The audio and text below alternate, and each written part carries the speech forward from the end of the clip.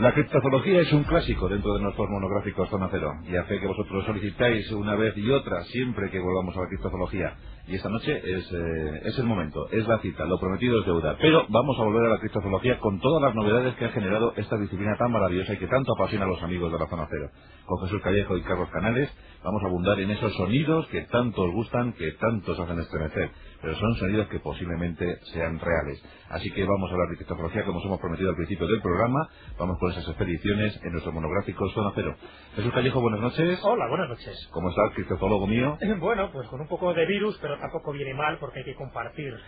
Pero bien, salvo esta voz cavernosa que tengo, desde luego, pues encantado de estar aquí y hablar de uno de nuestros temas favoritos. Eso de compartir, que de momento te lo quedas para ti. Vale, bueno, tampoco hace falta que levantarse este muro. ¿Qué tal, Carlos Canales? Buenas noches. Bien, alejándome de Jesús, que yo sé que se bañó en el Níger, ya lo dije. Tiene sus consecuencias. Bueno, ya se ha sonado más. Pues, queridos míos, ha llegado el momento de la criptozoología una vez más en la Zona Cero, Carlos.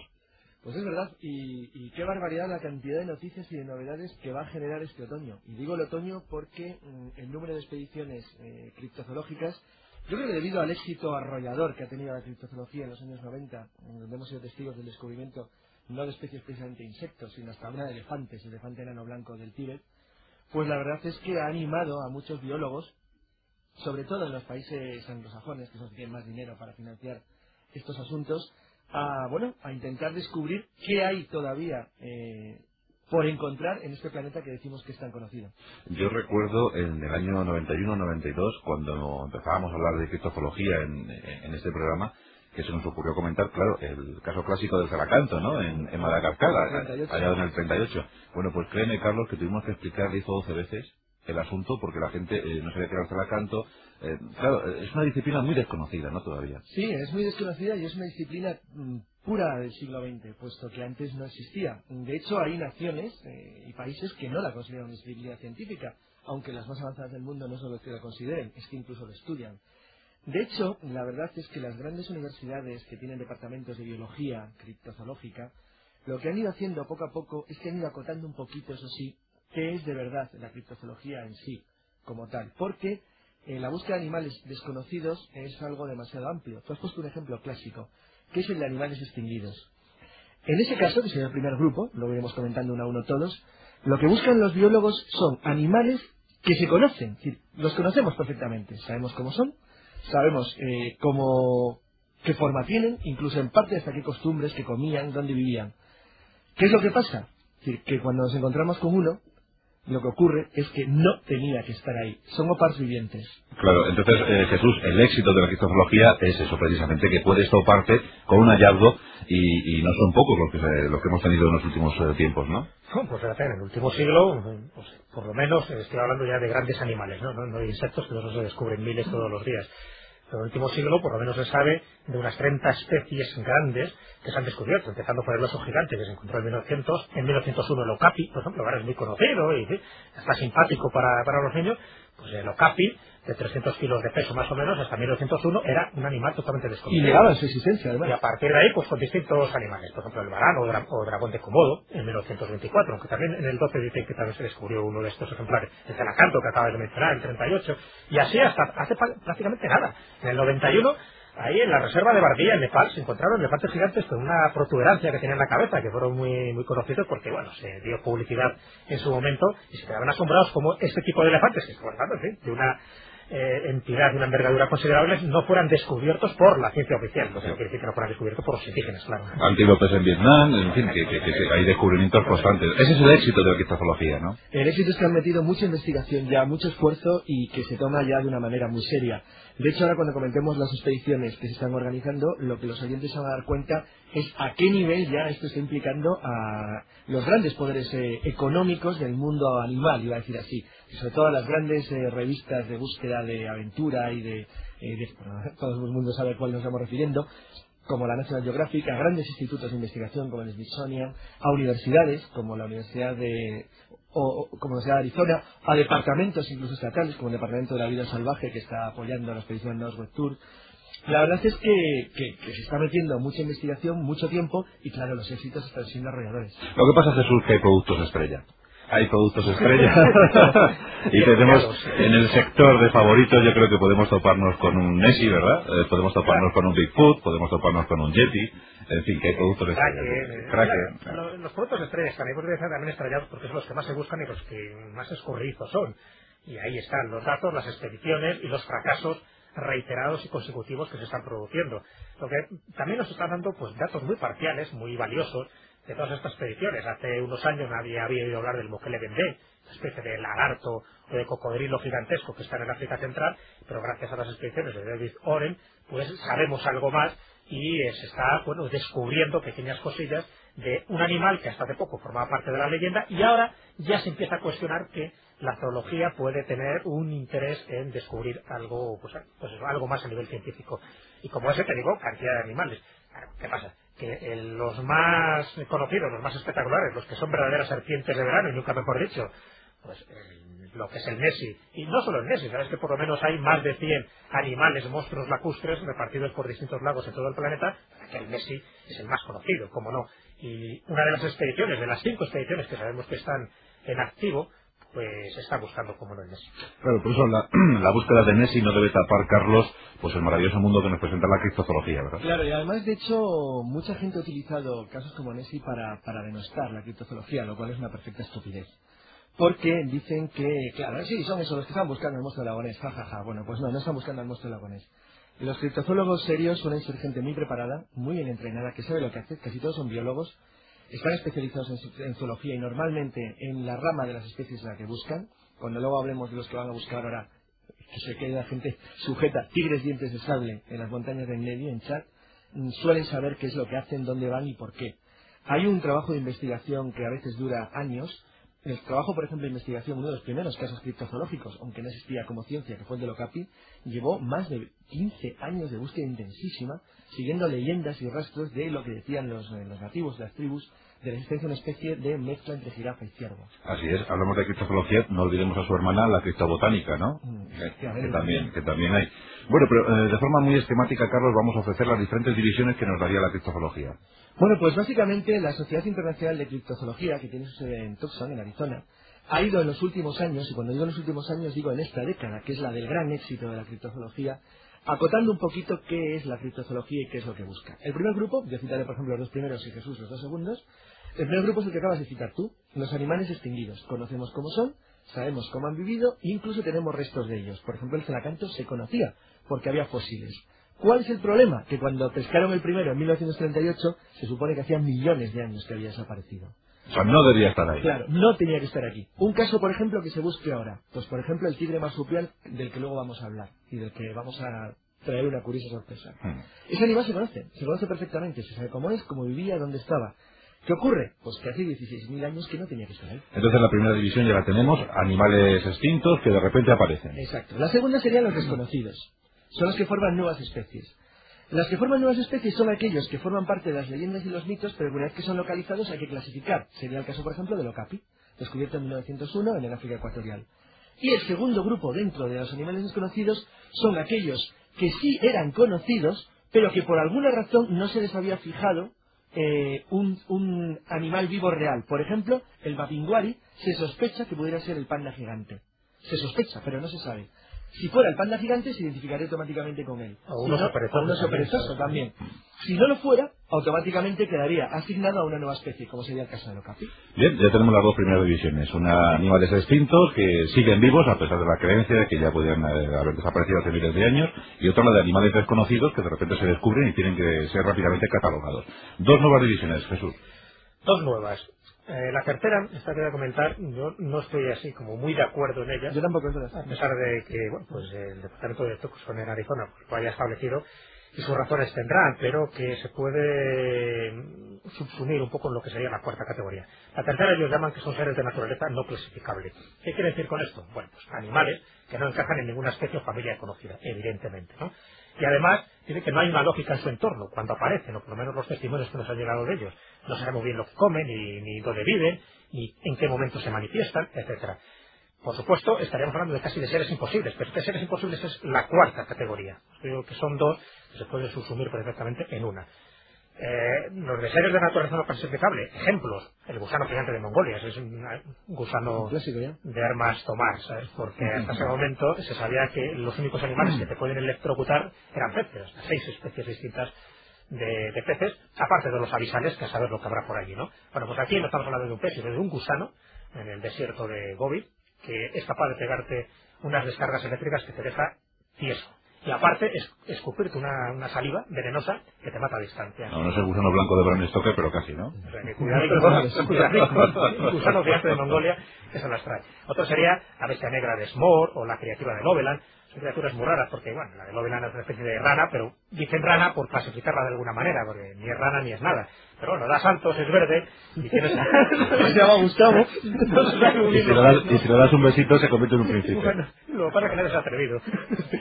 En Seres Imposibles, que esta sí sería para mí un poco la categoría como más espectacular y más enigmática de todas ellas, porque bueno, lo que son fósiles, animales fósiles extinguidos que aparecen de vez en cuando, pues ahí está. Por ejemplo, uno de los que no mencionó Carlos, pero que es muy espectacular, sería la onza mexicana, en fin, aquella que se supone que tenía el emperador Moctezuma, y que los españoles, sobre todo en las crónicas de Bernard Díaz de Castillo, pues le dejó asombrado que tuvieran una allí, y después desaparecieron, y testimonios muy difusos dicen que todavía deben estar por ahí pululando en alguna parte de México. Pero respecto a los seres imposibles, aquí ya estamos hablando de seres que no parecen tener una existencia real, física. Estamos hablando a lo mejor de entidades parafísicas, aparecen y desaparecen de forma incomprensible, pero dejan huellas. El chupacabra. El chupacabra, sí, evidentemente, ¿no? Otra cosa es que el famoso esqueleto que apareció en Nicaragua, que fue matado el 30 de agosto de este año, pues sea o no sea un chupacabras, pero desde luego añade un elemento más a esta discordia y discusión que es bastante interesante respecto a lo que es el chupacabra, que todos los indicios parece que van hacia una especie de animal genético o fabricado en laboratorios. Bueno, estos seres imposibles son entes, como decía yo antes, parafísicos que tienen una existencia real en tanto están entre nosotros, pero que no son de este mundo. Es un poco la clasificación tan, como ves, tan absurda, porque dice, bueno, son o no son de este mundo. Aquí habría que hablar de puertas dimensionales, de seres que se manifiestan en circunstancias meteorológicas muy concretas y a determinadas personas, porque también parece que son selectivos a la hora de aparecerse. Bueno, ni siquiera sabemos si estamos hablando de seres vivos, que es la sombra, ¿no? El hecho es que un campo de la ufología pues los intenta estudiar como entidades que podrían provenir del espacio exterior o incluso intraterrestres, no lo olvidemos también esa hipótesis, y se considera que pues muchos de estos seres deberían ser eliminados del campo de la criptozoología, no serían seres criptozoológicos. Ejemplos, el yogo de Australia y tal vez algunos difusos similares que parece que pueden darles escondite con el investigador. Bien, pues en ese terreno vamos a entrar porque seguramente después de esa exposición que brillantemente han hecho Jesús Callejo y Carlos Canales, pues los amigos dirán, caramba, la criptozoología, ya sabemos un poquito más, ya sabemos que hablan de la criptozoología en la zona cero, en Tucson y en algún sitio que otro. Pero no es así. Hay mucha gente hablando de criptozoología en cualquier parte del mundo y creo, Carlos, que tenemos muchas expediciones en marcha, ¿no? Pues la verdad es que sí. La verdad es que el número de expediciones se ha incrementado mucho y, bueno, la primera década del siglo XXI promete. Yo creo que vamos a citar primero brevemente las que ya comentamos hacia algunos programas como proyectos y luego algunas nuevas. Son expediciones científicas. Totalmente científicas. Avaladas, patrocinadas. Avaladísimas, patrocinadísimas, muy bien equipadas todas ellas, algunas a niveles formidables de equipamiento, aunque con una limitación muy interesante en cuanto al equipamiento. Y es que me estaba acordando que en un reportaje que leí sobre la primera expedición hecha por los británicos en busca del Yeti en el año 51, la de Simpson, me llamó la atención que uno de los testigos dijo a un entrevistador de la BBC que aquello era imposible, que encontraran un Yeti jamás si el Yeti existiera. Dice, primero porque se nos olía 5 kilómetros y se nos veía 25. Porque llevaban una cola de porteadores y entonces todo eso ha desaparecido. Pero expliquemos muy brevemente en un minuto, porque claro, esto no es que cojan tres amiguitos, Jesús, Carlitos y Juanito, y se vayan los tres a buscar un Yeti. Puedo poner un ejemplo ahora mismo, la expedición Cat 2000, que sale el día 15 de octubre de este mes, de cómo se organiza una expedición criptozoológica en busca de un animal. Primero se estudia de una manera muy precisa qué lugar se va a ver. Se analizan las costumbres, las leyendas, las fuentes del lugar, si existe algún tipo de animal misterioso, qué descripción tiene, qué comportamiento tiene, si es un cazador, si es un herbívoro, si es un omnívoro, qué zonas de vida o de hábitat puede ocupar, si vive en montañas, en rocas, en cuevas, si prefiere la selva o la jungla cerrada o la sabana. ¿De qué forma se manifiesta? Si es de costumbres nocturnas, diurnas. Bueno, hay una investigación de campo muy poderosa que suele hacerse normalmente con varios viajes previos a la zona de entorno para luego fijar la expedición final. En el caso de la expedición Chat 2000, que se está organizando ahora por Richard Muirhead y por Norman Scott, que es uno de los grandes criptozoólogos del mundo, lo que se pretende es encontrar ni más ni menos que el maganterón, es decir, el tigre de dientes de sable, un animal extinguido hace miles y miles y miles de años. Pero cuando pensamos en el tigre de dientes de sable, pensamos en Siberia, Carlos, pensamos en las zonas muy frías, El tigre de dientes de sable vivía en sabanas bastante calurosas, incluso hubo una temporada que estuvo viviendo en España. O sea que los dibujantes nos han trasladado mal el caso, ¿no? No, es que vivió durante un tiempo muy largo, y es verdad que actualmente los tigres son más bien de un periodo frío, pero no necesariamente es así. Hay tigres en Siberia y también en la jungla de Birmania o de la India. Bueno, el caso es que en 1975 Christian Lenoel, que lideraba un grupo de caza en la frontera entre Sudán y Chad, cerca de un río que se llama Owandilla, a 25 kilómetros de Tringolou, los nombres son preciosos, se encontró con lo que los nativos llamaban el hadjil. El hadjil parecía ser una especie de león manchado y rayado que destacaba por tener dos gigantescos incisivos muy largos. Eso le sorprendió tanto que él empezó a investigar las leyendas de las tribus Zagaoa de la zona, que hablaban en las montañas en Nedi de una especie de tigre brutal que atacaba ocasionalmente al ganado, ya que conocían como Nisionoso en toda la región del Tibesti.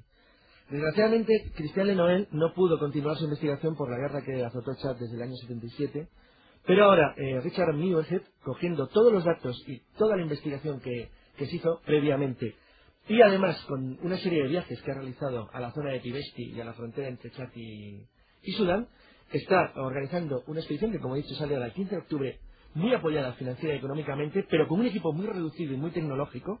Llevan sensores de movimiento, visores nocturnos, infrarrojos, intensificadores de imagen, bueno, todo lo que uno se puede imaginar para intentar, primero, ver si hay algo de verdad en las leyendas. Segundo, encontrar alguna prueba física. Prueba física me refiero a un resto de algún tipo. Y a partir de ahí, intentar localizar zonas de hábitat y capturar uno.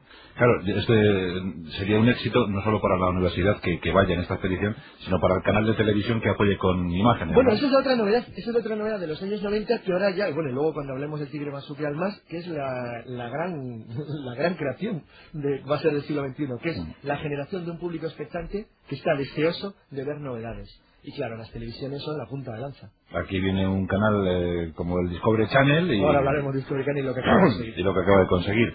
Bueno, pues hay 5 expediciones, ¿no? Tenemos la del tigre dientes de sable. Sí, la expedición Chad 2000, que sería esta que va a salir recientemente. Sí. 3 más que están ya en funcionamiento, que en la actualidad están en sus lugares respectivos investigando a este tipo de animales.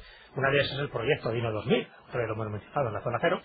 Este proyecto Dino 2000, que lo patrocina Jan Ove Sandberg, es famoso porque grabó, recordaréis, en un lago noruego, el sonido de Selma, uno de esos monstruos lacustres también, ya casi tan conocido como el Nessie por la publicidad que le estamos dando entre todos, ¿no? Sí. Bueno, pues Jan Ove Sandberg ahora está buscando en esta expedición, este proyecto Dino 2000, al Mokele Bembe, mítico animal en África Central, esa especie de cocodrilo gigante que mediría más de 10 metros, desde luego, para quitar el hipo a cualquiera que lo encuentre. Se han hecho anteriores expediciones, ninguna ha funcionado, todos han sido un absoluto fracaso, pero Sandberg, que ya es un reputado criptozoólogo y bueno, lleva los equipos más sofisticados del momento, pues se supone que va a encontrar cosas del Mokele Bembe, del cual hay bastantes huellas.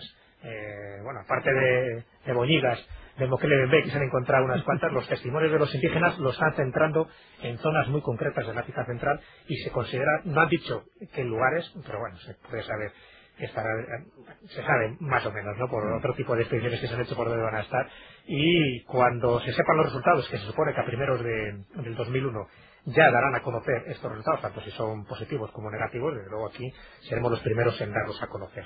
De momento os vamos a ir dando a conocer sonidos. Algunos ya los habéis podido escuchar en la sintonía de Onda Cero, aquí en nuestra zona cero, en nuestro querido monográfico de criptozoología, que hacemos un par de ellos cada año para ponernos al tanto de las novedades. ¿Qué tal, Silvia, Javier, si preparamos el sonido de Selma? Selma, ahora que hablaba Jesús de esta expedición, cuéntanos un poco, Jesús, el sonido de Selma, ¿cómo se obtuvo?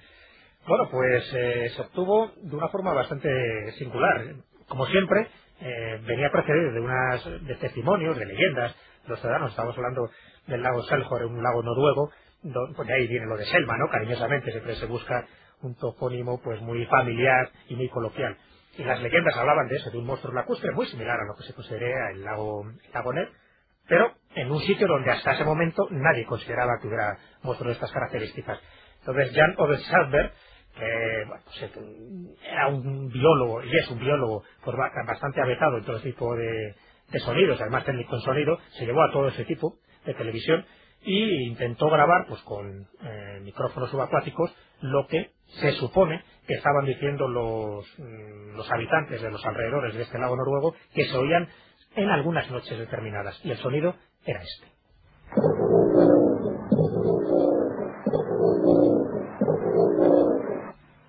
Es un sonido que hemos repetido varias veces para que os quede constancia. Vamos a ponerlo otra vez. Vamos a escuchar Nueva Selva.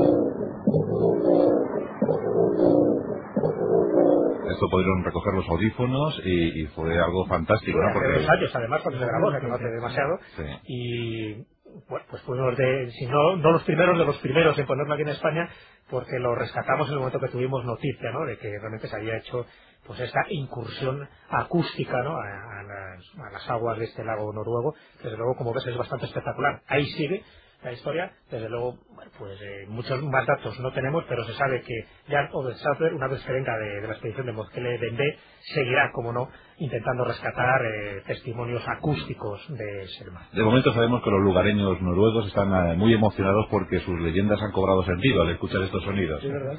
Vamos a escuchar a Nessie, porque supongo que los oyentes quieren escuchar a Nessie. Vamos a ofrecerles el sonido que aquí en su día ya ofreció la Zona Cero. Así es como suena el supuesto monstruo del lago Ness.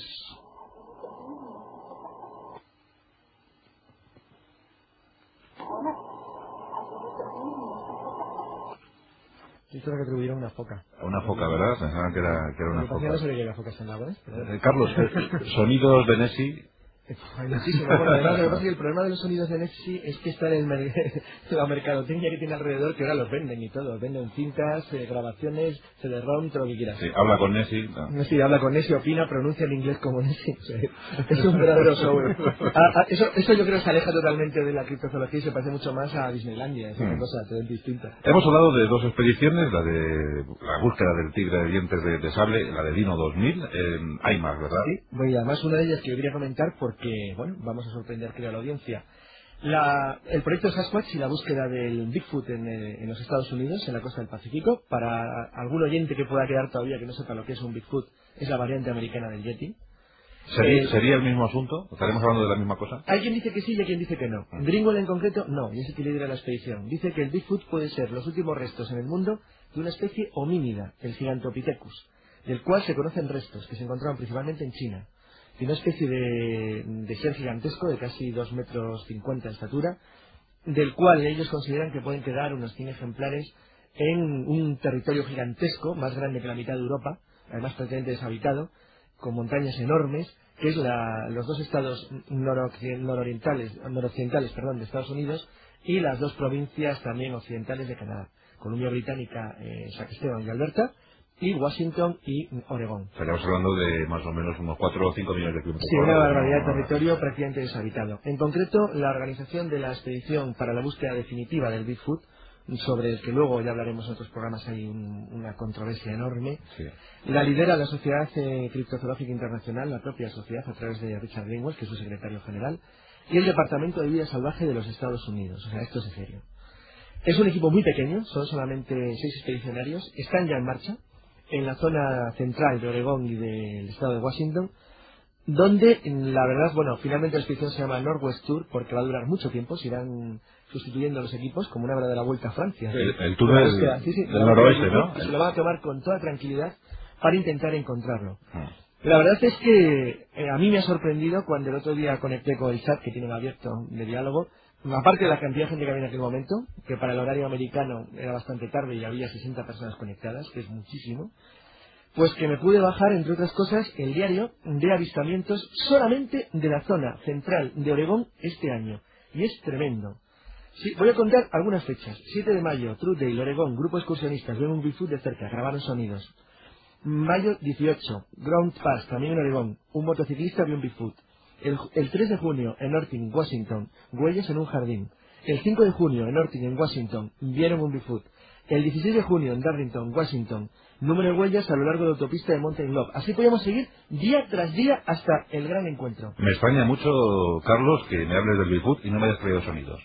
Pues sí, porque los excursionistas del 7 de mayo consiguieron grabar con una grabadora el sonido de un Bigfoot. Lo cual, vamos a proponer, Jesús y yo, una cosa muy curiosa, que es comparar este sonido, que es recientísimo, con el sonido que grabó un sargento de la policía de la Reserva India de Lumni, que ahora lo contaremos, en el estado también de Washington, a solamente 45 kilómetros de donde se grabó el sonido actual. Entonces lo que vamos a escuchar ahora podemos suponer que es de lo último. Sí, vamos a oír primero vamos a oír la grabación del sargento de la policía, Ken Cooper, que hizo una cosa muy curiosa. Él iba con un grupo de cazadores y oyeron un ruido en el bosque. Como todos los coches de policía americanos llevan cámaras de televisión y sonido, que graban directamente en la central, lo que hizo es que sacó el micrófono ambiente, el micrófono del coche de patrulla, y grabó el sonido ambiente del bosque. Este es el resultado.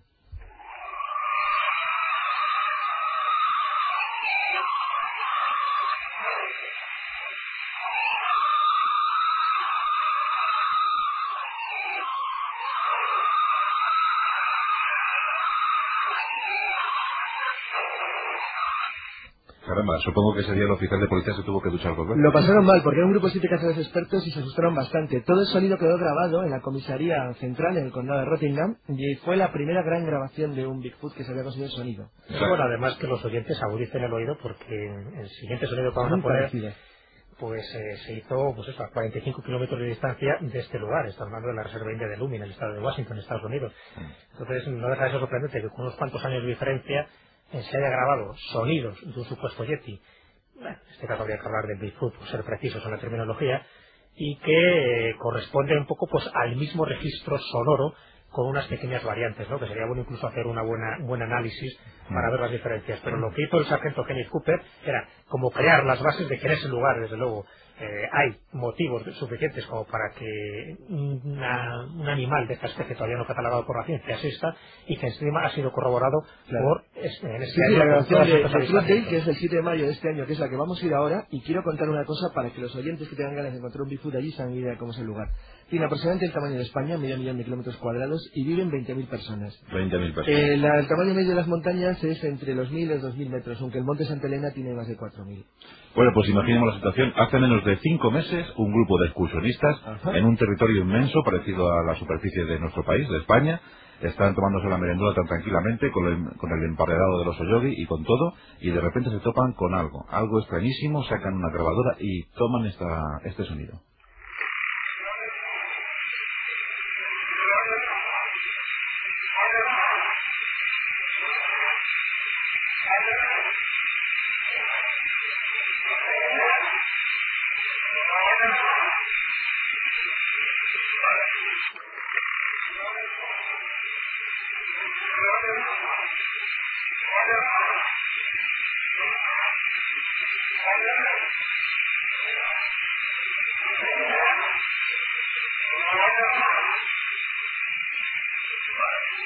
A mí, desde luego, Carlos, se me cae emparedado al suelo y salgo corriendo. La verdad es que es curioso, era un grupo de excursionistas que eran también cazadores muy expertos, se habían adentrado 80 kilómetros más allá de terreno habitado, en una zona montañosa de bosque, y solamente 7 días después, en Grand Pass, ya en el estado de Oregón, de nuevo fue visto un Bigfoot, esta vez por un motociclista que subía con hacía motocross en la sierra.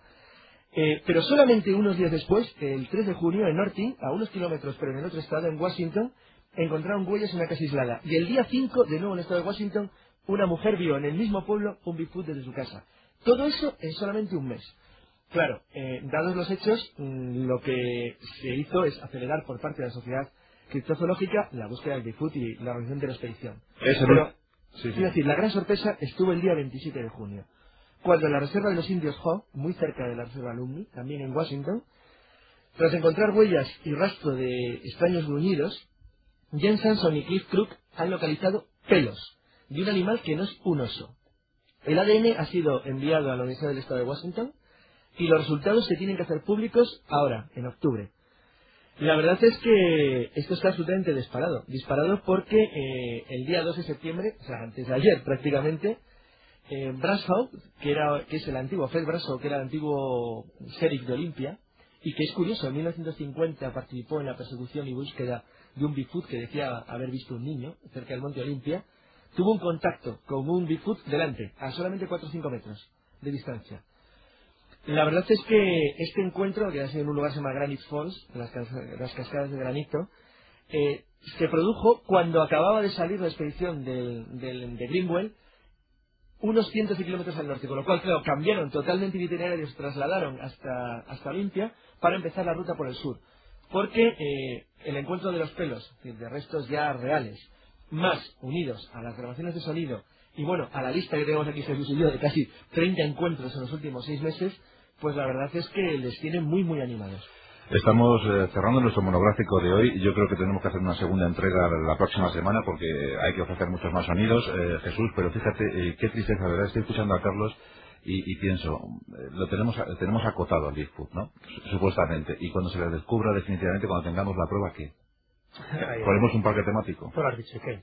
Claro. Pues sabes que la criptozoología, una de las cosas bonitas que tiene es ese aspecto romántico, ¿no? Es el estar buscando animales que parece que existen, pero que se escapan pues a toda clasificación y por supuesto a toda captura. Y ese aspecto romántico es lo que anima no solo a los investigadores, sino a todos los que investigamos y nos interesan estos temas bueno, pues disparar un poco nuestra imaginación pensando lo que pueden ser, y siempre pensamos que son seres pues que están salidos fuera del tiempo y casi fuera del espacio. Pero no olvidemos que también tiene su carga, vamos a llamarla maléfica. Muchos de estos encuentros que ha habido con Bigfoot y Sasquatch, que es la denominación que reciben en Canadá, pues han acabado con algunas muertes de la gente que se ha acercado a ellos. Y lo mismo se puede decir cuando estamos hablando de serpientes gigantes o también de aves gigantes, ¿no? Como restos escapados de los teratórnidos, que serán una especie de buitres que también se supone que son fósiles, pero que en algún caso han sido vistos raptando a niños con una consecuencia de muerte para ese niño.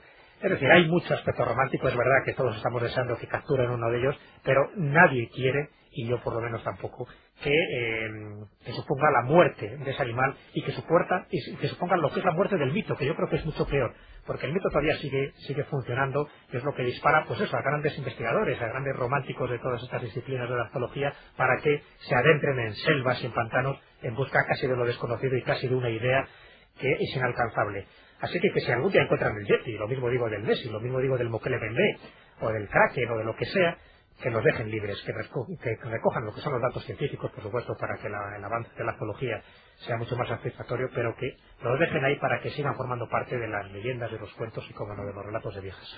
Y yo es que quiero que se escapen. Yo quiero que nunca sean capturados porque quiero dentro de 10 años seguir hablando de ellos como auténtica buena historia. De todas formas, Carlos, para terminar la entrega de esta noche, yo creo que nos tienes que hablar de otro sonido, de un tigre, ¿no? Bueno, esta es la gran noticia criptozoológica del mes. Está incluso tapando esta persecución cuasi de bandolero del oeste que están haciendo sobre el Bigfoot en el estado de Oregón y en Washington, donde la verdad tiene razón, están acotándolo metro a metro. La página que tiene central la Sociedad de Criptozoología tenía un plano de los puntos de avistamiento de las zonas de la ruta de Northwest Tour, y la verdad es que es tremendo, pero es que creo que de verdad que si está, en los próximos 5 años lo van a encontrar. Sí. Y luego, lo que decía el tigre, bueno, del tigre, no es un tigre cualquiera, es un tigre marsupial. Lo cual no tendría ninguna importancia si no fuera porque desapareció hace 16.000 años. Hombre, y que tiene marsupio, ¿no? Sí.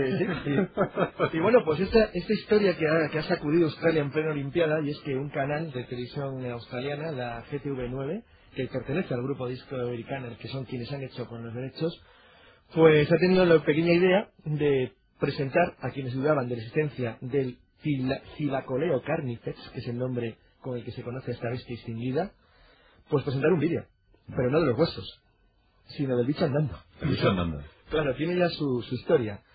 Además, esto ha coincidido con la grabación por parte también de unos excursionistas en Victoria Central, en Daylesford, de un sonido que ellos, cuando lo denunciaron a los Rangers del condado, dijeron que podía ser de algún tigre o leopardo que se hubiera escapado de un zoológico. El problema es que cuando luego analizaron el sonido con calma en la Universidad de Queensland, pues se han dado cuenta que esto no parece corresponder precisamente a un felino de los que nosotros conocemos.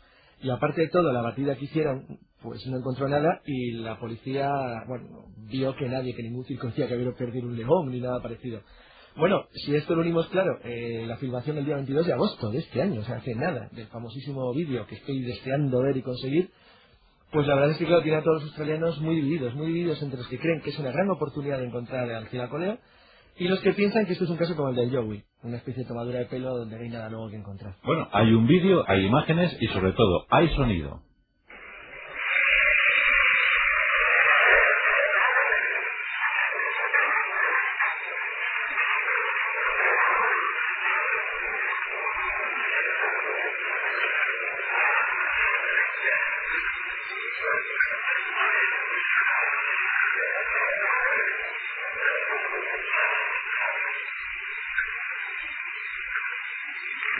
Suena muy sano, ¿eh? Sí, suena auténticamente a un felino. Lo que ocurre es que hay una Me cosa- recuerda el sonido del lince. Sí, sí, suena, exacto, parece más pequeño que Sí. un león o que un Sí, leopardo, sí. parece un bicho intermedio. Sí. Lo que es curioso es bueno, la polémica está, bueno, yo recomiendo a cualquiera que teclee en cualquier buscador anglosajón Siracoleo, con H intercalada Y verá lo que descubre, porque hay una página web, tienen decenas de sonidos, todo el mundo está discutiendo.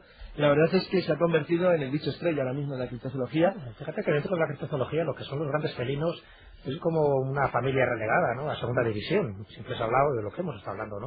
Hace un rato, pues estos grandes homínidos, o serpientes o dinosaurios, pero los felinos han quedado ahí relegados. Es verdad que por lo menos hay 4 como muy destacables. Uno de ellos ya lo hemos comentado, es el tigre dientes de sable, otro sería el tigre marsupial o tigre de Tasmania, que también se le denomina en algunos sitios, otro sería la onza de México, que he dicho antes, y el leopardo sable sudamericano. Hay 4 que todavía están heredando por ahí, que sí que son de segunda división porque apenas se dicen datos, pero fíjate, de vez en cuando se rescata algún vídeo y algún sonido como esto y vuelven a la... Y ahora viene el del vídeo, que sonido sí tenemos. Y por eso la Zona Cero siempre os ofrece las últimas novedades en cuanto a criptozoología y por eso siempre Jesús Callejo y Carlos Canales consiguen para vosotros todos los sonidos, los mejores sonidos. El último, el del vídeo, fijaos que El de la espectacular. GTV9.